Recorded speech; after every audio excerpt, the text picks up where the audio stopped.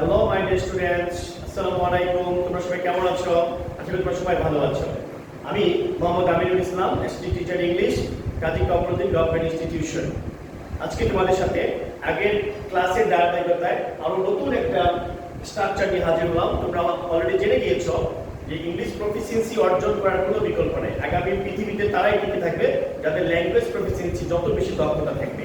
তো সেই ধারাবাহিকতায় আমি তোমাদের ল্যাঙ্গুয়েজ প্রফিসিয়েন্সি অর্জন করার জন্য যদি তোমরা স্ট্রাকচার ফলো করে শিখো তাহলে খুব দ্রুত তোমরা শিখতে পারবা। তাই আজকে চলো আমরা শিখি যে আমি আজকে তোমার জন্য কোন স্ট্রাকচারটা নিয়ে আসলাম। আজকে তোমার জন্য আমি যে স্ট্রাকচারটা নিয়ে আসছি সেটা হচ্ছে শুড বি।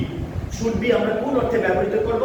কোনো কিছু উচিত করতে থাকা উচিত বা উচিত না বোঝাতে আমরা শুড বি ব্যবহার করব। আমরা কোন কাজে ব্যবহার করব? কোনো কিছু করতে থাকা উচিত অথবা কোনো কিছু করতে থাকা উচিত না বোঝাতে আমরা শুড বি ব্যবহার করব। এই স্ট্রাকচার তুমি কিভাবে সাজাবা? দেখো স্ট্রাকচার আমি লিখে দিয়েছি। প্রথমে তুমি সাবজেক্ট আনবা, তারপর তুমি শুড বি আনবা, তারপর তুমি ভার্ব ওয়ান এর সাথে আইএনজি যুক্ত করবে, অর্থাৎ ভার্বের প্রেজেন্ট ফর্মের সাথে আইএনজি যুক্ত করবে। এই স্ট্রাকচার অনুযায়ী তুমি শুড বি ব্যবহার করতে পারবে। দেখো আমি একটা एग्जांपल দাঁড় করেছি এখানে। আমাদের দরিদ্র মানুষদের সাহায্য করতে থাকা উচিত। তাহলে আমরা কি লিখেছি স্ট্রাকচার অনুযায়ী? We should be helping the poor people. We should be helping the poor people. আমাদের দরিদ্র মানুষদের সাহায্য করতে থাকা উচিত। ঠিক আরেকটা एग्जांपल দেখো, তোমার এত বেশি কথা বলতে থাকা উচিত না। You should not be talking so much. তুমি যখন কোনো নেগেটিভ অর্থে ব্যবহৃত করবা তখন তুমি শুডের সাথে নট যোগ করে দেবে, অর্থাৎ তোমার এত বেশি কথা বলতে থাকা উচিত না। তাহলে আমরা কি লিখবো?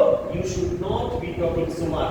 এই স্ট্রাকচারে তুমি এরকম অনেক কথা বলতে পারো। যেমন ধরো তোমার পড়তে থাকা উচিত, ইউ শুড বি স্টাডিং।